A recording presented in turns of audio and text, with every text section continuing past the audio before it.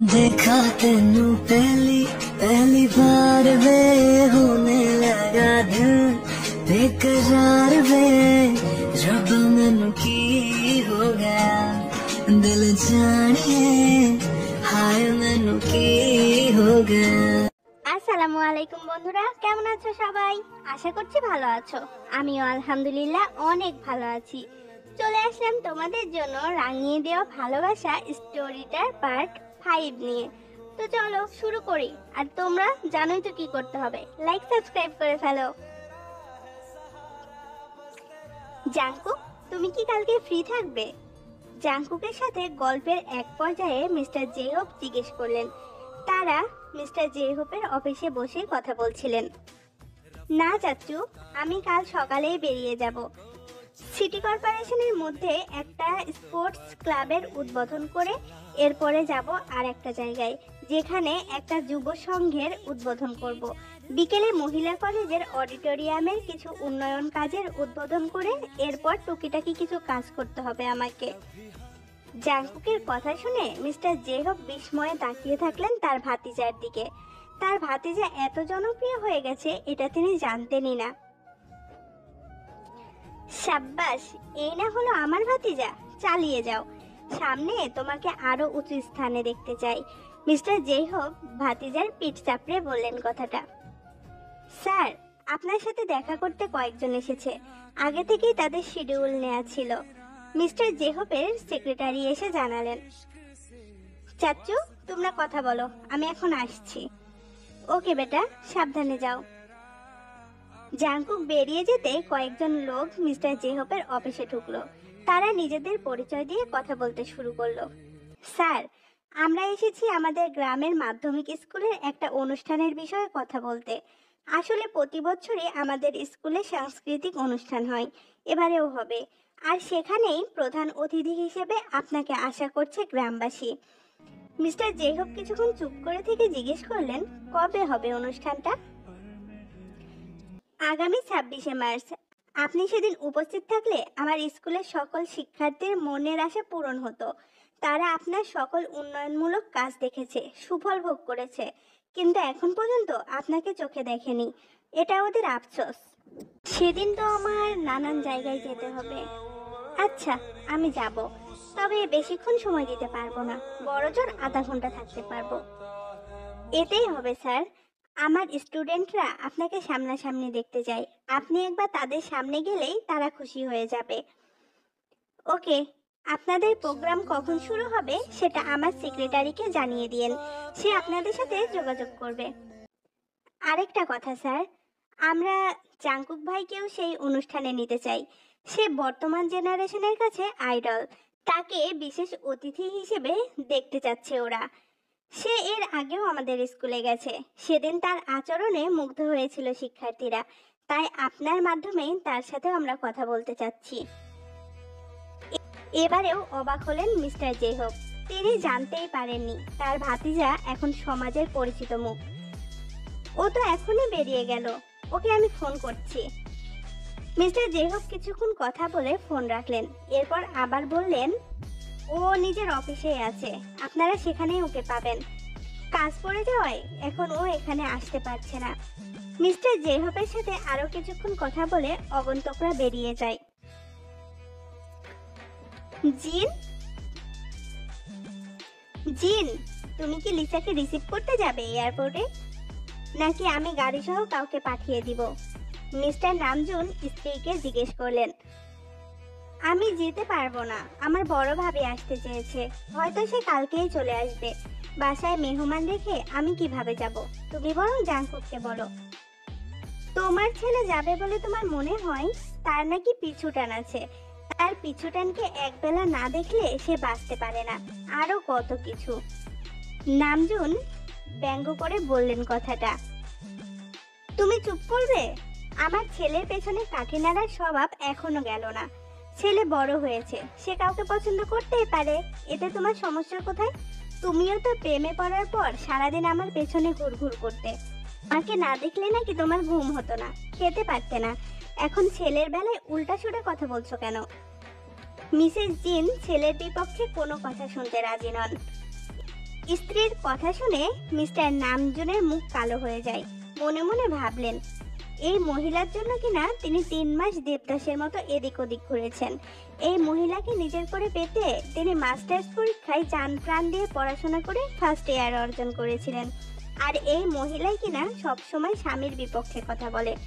রাগে নিজের গালে নিজেরই থাপ্পড় মারতে ইচ্ছে করছে তার, কিন্তু আপাতত তিনি নিজের ইচ্ছেকে দমন করলেন, কারণ এতে তার প্রাণপ্রিয় স্ত্রী কষ্ট পাবে, আর তিনি কিছুতেই স্ত্রীকে কষ্ট দিতে চান না। মাপ চাই, ছেলের মা আর আমার শত্রু। তোমার ছেলের বিষয়ে কোনো কথাই আমি বলবো না, সে যা খুশি করুক। কেন ছেলের বিষয়ে কথা বলবে না কেন? ও তোমার নিজের ছেলে নয়, তুমি ওর আপন বাবা নও। ছেলের প্রতি কোনো দায়িত্ববোধ নেই তোমার? মিসেস জিন এক প্রকার খেকিয়ে উঠে বললেন কথাটা। আমি ওর আপন বাবা কিনা সেটা তো তুমিই ভালো জানো, তবে মাঝে মধ্যে আমার সন্দেহ যে হয় না এমনটা নয়। ছেলে সবসময় শুধু মায়ের হয়ে সাফাই গায়, এটা অবশ্য চিন্তার বিষয় আমার কাছে। বাপকে যেন সে চেনেই না। নিরাপদ দূরত্বে সরে গিয়ে বললেন মিস্টার নামজুন, কারণ তিনি ভালো করেই জানেন এরপর কি হতে চলেছে। নামজুন না রে, তোর কলিজা আমি টেনে ছিড়ব। তুই আমার নামে দুর্নাম রটাচ্ছিস, আমার চরিত্রে দাগ লাগাচ্ছিস, তোকে আমি শেষ করে ফেলবো। জিন এদিক ওদিক তাকালেন, কিন্তু হাতের কাছে কিছু না পেয়ে সোফা থেকে কুশন তুলে ছুঁড়ে মারলেন স্বামীর ওপর। ছি সোনা, এসব বলে না। আমি না তোমার একমাত্র স্বামী? স্বামীকে কেউ তুই তো খালি করে? দিন দিন তোমার স্মৃতিশক্তি লোপ পাচ্ছে লোপ পাচ্ছে বোধ হয়। হায় আল্লাহ, এই শেষ বয়সে এসে পাগল বউকে নিয়ে কাটাতে হবে আমার। মিসেস জিন স্বামীর কথা শুনে কেঁদে উঠলেন। তিনি কখনোই স্বামীর সাথে ঝগড়া করেননি, কখনো কারোর কথায় কষ্ট পেলে তিনি উচ্চ বাক্য করেন না, নীরবে চোখের পানি ফেলে। ঝগড়া তার ধাতে নেই। স্ত্রীকে কাঁদতে দেখে তার কাছে এগিয়ে গেলেন মিস্টার নামজুন, ভালোবেসে হাত রাখলেন স্ত্রীর কাঁধে। এখন তাকে আদর্শ স্বামীর ডিউটি পালন করতে হবে, তাই বলে উঠলেন, কাঁদে না আমার জিনু, তোমার সাথে আমি মজা করছিলাম। আমার জিনু দেখছি মজাও বোঝে না। কয়দিন পরে ছেলের বউ আসবে বাসায়, সে এসে যদি দেখে তার শাশুড়ি স্বামীর সাথে রাগ করে কান্নাকাটি করে, তবে এটা কি তোমার জন্য লজ্জাজনক হবে না? ছেলের বউ ভাববে না তার শাশুড়ি ছিচকাদুনি? মিস্টার নামজুন অতি সাবধানেই বললেন কথাটা। আচ্ছা, আর কাঁদবো না, কিন্তু তুমি আর কখনোই এমন কথা বলবে না। আমার ছেলে মেয়ের একমাত্র বাবা তুমি। বিশ্বাস না হলে ডিএনএ টেস্ট করিও। হেসকি তুলতে তুলতে কথাটা বলল জিন। আমি বিশ্বাস করি তোমার ছেলে মেয়ের একমাত্র বাবা আমি তো শুধু তোমার সাথে মজা করছিলাম। কি চলছে এখানে? এ কি আম্মু, তুমি কাঁদছো কেন? কি হয়েছে তোমার? ড্রয়িং রুমে বসে মাকে কাঁদতে দেখে হন্তদন্ত হয়ে এগিয়ে এলো জাঙ্কুক। তীক্ষ্ণ দৃষ্টিতে তাকায় মিস্টার নামজুনের দিকে। আমি কিছু করিনি, বিশ্বাস না হলে তোমার আম্মুকে জিজ্ঞেস করো। 2 হাত উপরে তুলে আত্মরক্ষার ভঙ্গিতে বললেন মিস্টার নামজুন। তোমার কি হয়েছে আম্মু? কে কি বলেছে সেটা আমায় বলো। আমার কিছু হয়নি বেটা, এসব বাদ দাও। তুমি এতক্ষণ কোথায় ছিলে? আর ভাইজানি বা কোথায়? ডিনার করবে না তোমরা? আঁচলে চোখ মুছতে মুছতে বললেন জিন। চাচ্চু বাইরে ডিনার করবে, আমিও একটু ব্যস্ত ছিলাম তাই আসতে দেরি হলো। তুমি টেবিলে খাবার দাও, আমি ফ্রেশ হয়ে আসছি। ওকে। শোনো বেটা, তুমি কি লিসাকে আনতে যেতে পারবে? ও কাল রাতের ফ্লাইটে দেশে আসবে। কালকে আমি ব্যস্ত থাকবো আম্মু, তবে তুমি চাইলে সন্ধ্যার পর রওনা দেব। প্লেনে ঢাকা যাব, তাহলে ঠিক সময় মতো পৌঁছাতে পারবো। তাহলে সেটাই করো। অন্য কারোর উপর ভরসা করে মেয়েটাকে আমি ছাড়তে পারবো না। দেশের পরিস্থিতি ভালো নয়, কাউকেই বিশ্বাস করতে পারি না আমি থাকতে কারোর ওপর লিসার দায়িত্ব দেওয়ার প্রয়োজনও দেখি না। ওর প্লেন ল্যান্ড করার আগেই আমি ঢাকা পৌঁছে যাব। থ্যাঙ্কস বেটা, তুমি যাও, ফ্রেশ হয়ে এসো। জিন ছেলের কপালে চুমু খেয়ে বললেন। পরের দিন জাঙ্কুকের ব্যস্ততায় কাটলো। সকাল থেকে সন্ধ্যা পর্যন্ত কয়েক জায়গায় প্রোগ্রামের পর ও সন্ধ্যার পরপরই ঢাকার উদ্দেশ্যে রওনা দেয়। ব্যস্ততার দরুন তের সাথে দেখা করা হয়নি, কিন্তু ওর ছেলেদের ঠিকই বলে রেখেছে তের দিকে নজর রাখতে। তেও জাঙ্কুককে না দেখে মনে মনে বেশ খুশি। কয়েকদিন থেকে ও খুব একটা জাঙ্কুকে দেখা পাচ্ছে না, এতেই ও খুশি। কিন্তু ওর এই খুশি যে খুব বেশি দিন টিকবে না সেটা তো বোকা মেয়েটা জানে না। বইন রে, কয়দিন থেকেই খুব শান্তি শান্তি লাগছে বুঝলি। ওই গুন্ডা ছেলেটা চোখের সামনে আসছে না, এতেই আমার শান্তি। তে জিমিনকে বলল। ওরা কেবলই বাড়ি থেকে বেরিয়েছে কলেজের উদ্দেশ্যে। বেশি শান্তি পাওয়ার দরকার নেই। আমার মনে হয় ওই গুন্ডা ছেলেটা তোকে সত্যিই ভালোবাসে, আর সে যেমন প্রকৃতির মানুষ আমার মনে হয় না তুই খুব সহজে তার হাত থেকে রেহাই পাবি। তাই শান্তির কথা চিন্তা না করে আল্লাহ আল্লাহ কর। জিমিন নির্বিকার চিত্তেই বলল কথাটা। এদিকে জিমিনের কথা শুনে তের বুকের ভেতরের কলিজাটা লাফ দিয়ে উঠেছে, চোখ মুখে আধার নেমে এসেছে। মনে হচ্ছে এইমাত্র কেউ এক গ্লাস করলার জুস ওকে জোর করে খাইয়ে দিয়েছে। এইসব কি বলছিস? তুই আমার সাথে মজা করছিস তাই না?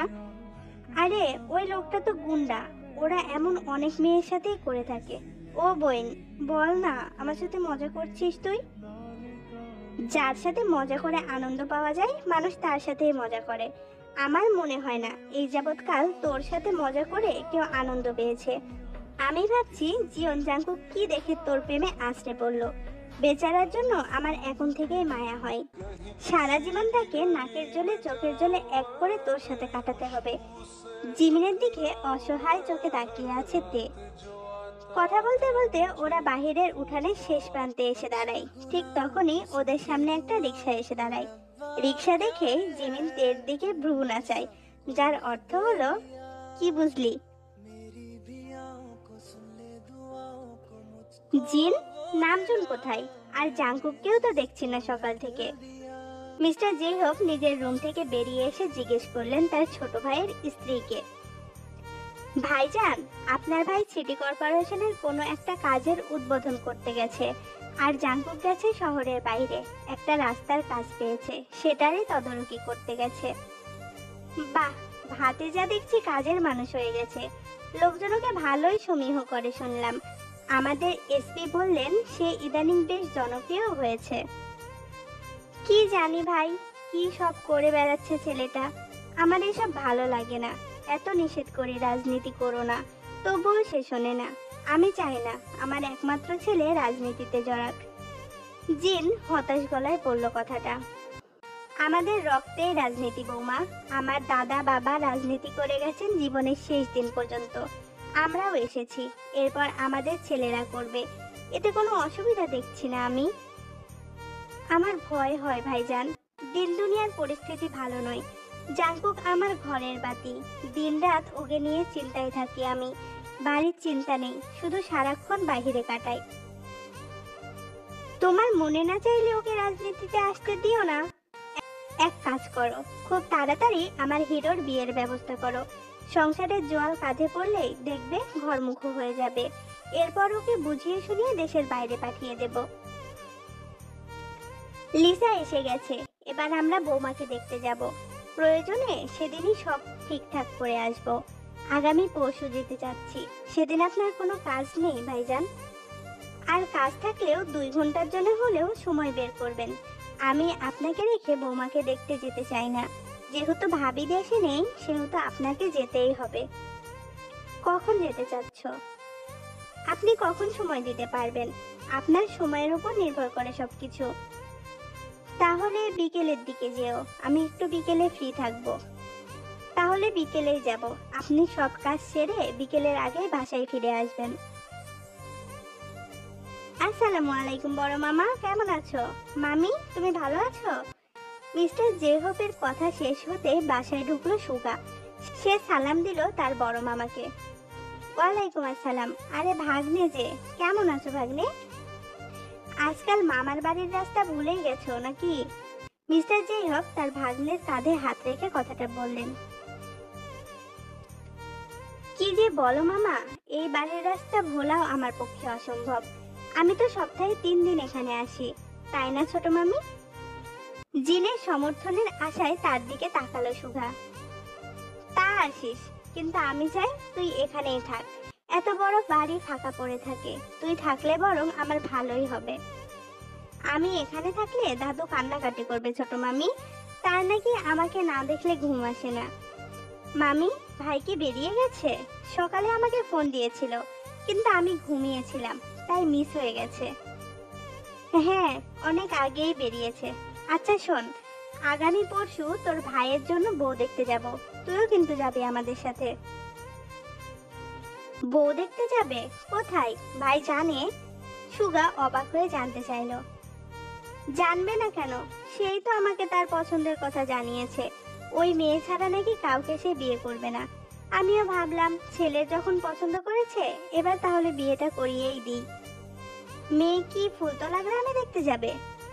ইতিউতি করে জিজ্ঞেস করেই ফেললো সুগা। বাবা, তুইও জানিস দেখছি। তা হ্যাঁ রে সুগা, তুই কি দেখেছিস আমার বৌমাকে? হ্যাঁ, প্রতিদিনই তো দেখি। কেমন রে আমার বৌমা? আগ্রহ নিয়ে জিজ্ঞেস করলো জিন। সেটা গিয়েই দেখো মামি। মামি, তোমার কাছে আমার একটা আর্জি ছিল, মানে তোমাদের দুজনের কাছেই। মাথা চুলকে ইতস্তত করে বলল সুগা। বল, এত সংকোচ করছিস কেন? মিস্টার জেহপো আগ্রহের দৃষ্টিতে তাকিয়ে আছে ভাগ্নের দিকে। ভাবি, এই যে আপনার জন্য সফট ড্রিঙ্কস আর পানি, সেই সাথে পিৎজা আর আইসক্রিমও আছে। তে ক্লাস শেষ করে রুমেই বসে বন্ধুদের সাথে আড্ডা দিচ্ছিল। তখনই সাকিব নামের জাংকুকের গ্যাংয়ের একজন মেম্বার এসে ওর সামনে প্যাকেট দুটো রেখে বলল, আমাদের এসব প্রয়োজন নেই, আপনি নিয়ে যান। আমি আপনার ভাইকে বলবো না, আর আপনিও বলবেন না, তাহলেই হবে। তে কাতর স্বরে বলল কথাটা। এসব ফিরিয়ে নিয়ে গেলে ভাই আমাকে আস্ত রাখবে না। ভাইয়ের মাথার চারপাশে চোখ আছে, না বললেও সে সব জানতে পারবে। আর একটা কথা ভাবি, সপ্তাহে 2টা আইসক্রিমের পারমিশন আছে আপনার। ভাই আজকে একটা পাঠিয়েছে, আবার 3 দিন পরে একটা পাঠাবে। আপনার নাকি ঠান্ডার ধাত আছে। সাকিবের কথায় তে চমকে উঠল। ও অবিশ্বাস্য চোখে তাকিয়ে আছে সাকিবের দিকে। আপনার ভাই কি আধ্যাত্মিক লেভেলের পাবলিক নাকি? সে কি পীর দরবেশের পর্যায়ের লোক? অজানা কথা সে কিভাবে জানতে পারলো? তের গলায় বিস্ময় চাপা থাকলো না। এগুলো নিন ভাবি, আপনি নিতে দেরি করলেও সেই কৈফিয়ত আমাকে দিতে হবে ভাইকে। মানে কি? সে কি গায়েবী ভাবে সব জানতে পারবে? আশেপাশে তো কোথাও আপনার ভাইয়ের ছায়াও দেখতে পাচ্ছি না। এদিক ওদিক তাকিয়ে কথাটা বলল তে। এদিকে নয় ভাবি, ওই দিকে দেখুন। সাকিব রুমের জানালার দিকে ইঙ্গিত করে বলল। জানালার দিকে তাকাতেই তের মাথা ঘুরে উঠল। এই বিল্ডিং এর পাশ দিয়ে একটা রাস্তা গেছে। রাস্তার ওপাশে 4তলা ভবনের 2 তলায় ইলেকট্রনিক্স শোরুম। সেই শোরুমের বিশাল খোলা জানালার পাশে দাঁড়িয়ে আছে জাংকুক। সে এক দৃষ্টিতে তাকিয়ে আছে তের দিকে, হাতে থাকা সফট ড্রিঙ্কস এর বোতলে ছোট ছোট চুমুক দিচ্ছে। আপনার ভাই কি ওই শোরুমে চাকরি নিয়েছে? এটা ভাইয়েরই শোরুম ভাবি, এবার তো এগুলো নিন। সাকিব আবারও প্যাকেটগুলো এগিয়ে দিল তের দিকে। তে উপায় না দেখে প্যাকেটের দিকে হাত বাড়ালো, সেই সাথে মনে মনে 1000টা গালি দিল জাংকুককে।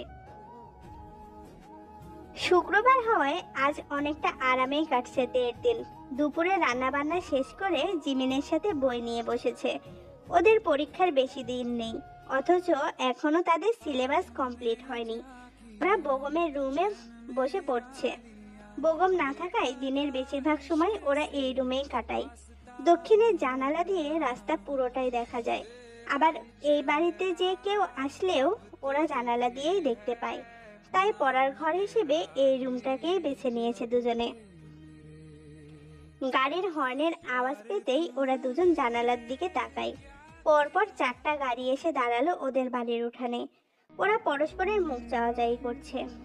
ওরা আরো চমকে গেল যখন দেখলো ওদের এলাকার এমপি মিস্টার জেহব গাড়ি থেকে নামছে। এর আগে ওরা মিস্টার জেহবের ছবি দেখেছে, তাই ওরা তাকে চিনতে পেরেছে। ওদের বিস্ময় আরো বাড়িয়ে দিয়ে গাড়ি থেকে নেমে আসলো মেয়র মিস্টার নামজুন সহ আরো 2 জন। একজন মধ্যবয়সী নারী আর একজন 18 থেকে 20 বছরের মেয়ে। তে মিস্টার নামজুনকে দেখে ঘামতে শুরু করেছে। ওদের বাড়িতে মেয়রের আগমন ওর কাছে মোটেও কাকতালীয় মনে হচ্ছে না। ওড়নার এক কোণায় কপালের ঘাম মুছে অসহায় চোখে তাকালো জিমিনের দিকে। ওর ভয় হচ্ছে জাঙ্কুকের ব্যাপারে আম্মা জানতে পারলে ঠিক কি হবে। ব্রাইট বাড়িতে আগত মেহমানদের দেখে অবাক হয়ে গেছে। তিনি সাথে সাথে ডাকলেন তার বড় ভাই সোবিনকে। আরে সোবিন, তুমি? এটা তোমার বাড়ি? তাহলে আমরা তোমাদের সাথে আত্মীয়তা করতে চলেছি। মিস্টার সোবিনও মিস্টার জেহবের মতো অবাক হয়েছেন। তিনি ভাবতেই পারেননি তাদের এলাকার এমপি মেয়র তাদেরই বাড়িতে এসেছে। স্যার, আপনাকে দেখে আমি সত্যিই অবাক হয়েছি। কেমন আছেন আপনি? মেয়র স্যার, আপনি কেমন আছেন? ভালো আছি, কিন্তু তুমি তো দেখছি আমাদেরকে মনেই রাখোনি। একবারের জন্য যাও না আমাদের বাড়িতে।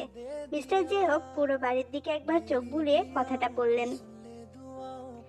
আপনারা ব্যস্ত মানুষ, তাই আপনাদের বিরক্ত করতে চায় না, সেজন্যই যাওয়া হয় না। কিন্তু এবার থেকে তো নিয়মিত যেতে হবে। মিস্টার জেহবের কথা ব্রাইট বা সোবিল কেউই বুঝতে পারল না। তারা জিজ্ঞাসা দৃষ্টিতে তাকিয়ে রইল এমপির দিকে। মিস্টার নামজুন আর মিস্টার জেহবের এদের দুই ভাইকে দেখে খুব মজা লাগছে। তারা এই দুই ভাইকে আর চিন্তার মধ্যে রাখতে চাইল না। তারা ব্রাইটের কাছে মেয়েকে জাঙ্কুকের জন্য চাইলেন। ব্রাইট সবটা শুনে নিরুত্তর থাকলেন। তার মেয়ের বিয়ের ব্যাপারে কথা বলবে, কিন্তু তার ছেলে থাকবে না, এটা তিনি মানতে পারছেন না। কিন্তু তিনি এমপি আর মেয়রকে অপমানও করতে চাইছেন না। সবই ঠিক আছে, কিন্তু আমার বড় ছেলে এই মুহূর্তে চিটাগং আছে। তাকে রেখে মেয়ের বিয়ের ব্যাপারে কিভাবে সিদ্ধান্ত নিই স্যার? আপনি আপনার ছেলের সাথে কথা বলুন। আমরা বড় আশা নিয়ে এসেছি, তাকে আমার ছেলের জন্য নিতে চাই। ওকে ছাড়া আমার ছেলে বাঁচবে না। প্লিজ, আপনি না করবেন না ভাই। আমাদের পরিবার সম্পর্কে আপনারা কেউই অজানা নন। মিসেস জিন অনুনয় করে বললেন কথাটা। আপনি কি একবার আমাদের বৌমাকে এখানে আসতে বলবেন? দেখি আমার ছেলের দিওয়ানা হওয়ার কারণ। তাদের অনুরোধ ফেলতে না পেরে ব্রাইট তেকে ডাক পাঠালেন। তেকে দেখা মাত্রই জিন ওকে জড়িয়ে ধরলো, চুমু দিল তের কপালে। মাশাআল্লাহ, আমার ছেলে দেখছি মায়াবতী পছন্দ করেছে। এই জন্যই বলি, আমার কাঠখোট্টা ছেলেটা বিয়ের জন্য এত উতলা হলো কেন? যাকে গত 3 বছর যাবৎ বিয়ের জন্য রাজি করতে পারিনি, সে হঠাৎ করে বিয়ের জন্য আমার মাথা খাচ্ছে। শোনো মা, তোমাকে আমার বাড়ির রানী করতে চাই আমার ছেলে। আমিও চাই তুমি সেখানে রানী হয়ে থাকো। তোমার বাবা রাজি হচ্ছে না, তুমি রাজি হলেই তিনি আর কিছু করতে পারবেন না। এই মায়ের কথাটা রাখবে না মা? তে ভদ্রমহিলার কথা শুনে অবাক হয়ে তাকিয়ে আছে। মায়ের মৃত্যুর পর বড় মা আর চাচি ছাড়া কেউই ওকে আদর করে কথা বলেনি। একজন অপরিচিত মহিলা ওর সাথে এত মমতা নিয়ে কথা বলছে, এটা ওর কাছে আশ্চর্যের বিষয়। কিন্তু ও বাবার মতামতের বাইরে কিছুই করতে পারবে না। আবার যেখানে ওর ভাইয়া নেই, সেখানে এই বিষয়ে কথা বলার কোনো প্রশ্নই আসে না। সবার অনুরোধে ব্রাইট ফোন করলো বেগমের কাছে। সব শুনে বেগম কিছুক্ষণ থম মেরে বসে থাকলো। ও কি সিদ্ধান্ত নেবে ভেবে পাচ্ছে না। যেখানে একদিকে তের ভবিষ্যৎ ওর কাছে গুরুত্বপূর্ণ, ও চায় লেখাপড়া শিখে তে ক্যারিয়ার গড়ুক, সেখানে এমপির পরিবার থেকে ওর জন্য বিয়ের প্রস্তাব এসেছে। তাও স্বয়ং এমপি আর মেয়র এসেছেন প্রস্তাব নিয়ে। এখন তাদের ফিরিয়ে দেওয়া মানে তাদেরকে অপমান করা। এদিকে বেগম জিয়ন জাংকুক সম্পর্কে ভালো করেই জানে। ছেলেটা বিশ্ববিদ্যালয়ে পড়ার সময় স্কলারশিপ নিয়ে সুইজারল্যান্ড যায়, কিন্তু সেখানে পড়াশোনা শেষ না করেই দেশে ফিরে আসে। এরপরে আর পড়াশোনা করেনি, জড়িয়ে পড়েছে রাজনীতিতে। এমন ছেলের সাথে ছোট বোনের বিয়ে দিতে মন ছাই দিচ্ছে না। কিন্তু তারা প্রভাবশালী পরিবার। রাজনীতিতে মিস্টার জেহব যথেষ্ট প্রভাবশীল। তাদেরকে ফিরিয়ে দিলে তের জন্য ভালো কিছু হবে না। সব দিক চিন্তা করে বেগম জাংকুকের বাবা মার সাথে কথা বলার সিদ্ধান্ত নেয়। ব্রাইট জিনকে সে কথা বলতেই তিনি হাসি মুখে কথা বলতে রাজি হয়ে গেলেন। তারা স্বামী স্ত্রী এবং মিস্টার জেহব কথা বললেন বেগমের সাথে। এরপর বেগম তাদের কাছ থেকে জাংকুকের নাম্বার নিয়ে ফোন দিল। জাংকুক ফুলতলার পাশের গ্রামে বসে বন্ধুদের সাথে আড্ডা দিচ্ছিল। ফোনের শব্দে ওদের আড্ডায় ছেদ পড়ল। অপরিচিত নাম্বার দেখে কয়েক মুহূর্ত পর রিসিভ করলো জাঙ্কুক। হ্যালো, কে বলছেন? আমি বেগম, তের ভাইয়া। আসসালামু আলাইকুম ভাইয়া, কেমন আছেন? হাতের ইশারায় সবাইকে থামতে বলল জাঙ্কুক। ওয়ালাইকুম আসসালাম, আমি ভালো আছি। আমি শুনলাম তোমার পরিবারের সবাই আমাদের বাড়িতে গেছে। আমি সরাসরি কথা বলতে পছন্দ করি। তুমি কি সত্যিই আমার থেকে পছন্দ করো, নাকি শুধু আবেগ? আবেগ হলে সেটাকে বিয়ে পর্যন্ত নেয়ার মতো মানুষ আমি নই। আমি সত্যিই আপনার বোনকে ভালোবাসি। এখানে আবেগের ছিটে ফোটাও নেই। কাট গলায় উত্তর দিল জাঙ্কুক। দেখো জাঙ্কুক, আমার বোনের বেড়ে ওঠা আর 5টা মেয়ের মতো হয়নি। সৎ মায়ের সংসারে অবহেলা বই অন্য কিছুই জোটেনি ওর কপালে। তাই আমি চাই না আমাদের একটা ভুল সিদ্ধান্তে আমার বোনটা সারা জীবন কষ্ট পাক। আমার সিদ্ধান্তের উপর নির্ভর করছে সবকিছু। যদি আমি তোমার কাছে আমার বোনকে দিতে রাজি না হই, তবে কি তুমি আমাদের বিরুদ্ধে অ্যাকশন নেবে, কিংবা আমার বোনকে হ্যারাস করবে? দেখুন ভাইয়া, আমি ভালোবেসেছি শুধু, সেটা অবশ্য একতরফা। সেটা যতই একতরফা হোক না কেন, ভালোবাসার মানে আমি জানি। যদি আপনার সিদ্ধান্ত নেগেটিভ হয়, তারপরও আমি আপনার বোনের জন্য আজীবন অপেক্ষা করব। কিন্তু তাকে না পাওয়ার বেদনায় তাকে কিংবা তার পরিবারকে অসম্মান করার মতো ছেলে আমি নই। হ্যাঁ, কষ্ট হবে, এটা ঠিক। কিন্তু সেই কষ্টের জয় করে তার ভালোর জন্য দূরে সরে যাব আমি। আমার বোন একটু বোকা, এটা কি তুমি জানো? একটু না ভাইয়া, অনেকটুকু বোকা। তাকে সামলানো 4র্থ বিশ্বযুদ্ধ জয় করার সমান। ও লেখাপড়ায় খারাপ নয়, পড়াশোনা করে নিজের জীবনে কিছু করতে চাই। ওর স্বপ্ন পূরণের সাথী হব আমি। ও চাইলে মরুভূমির বুকে পানির ফোয়ারা বইয়ে দেব। যদি চাঁদকে হাতের মুঠোয় আনা যেত, তবে সেটা পৃথিবীর বুকে আপনার বোনের হাতেই থাকতো। তোমার পরিবারে আমার বোন হয়তো যোগ্য বলে চিহ্নিত হবে না। তোমাদের নিয়ম কানুন ও জানে না, হয়তো ভুল করবে।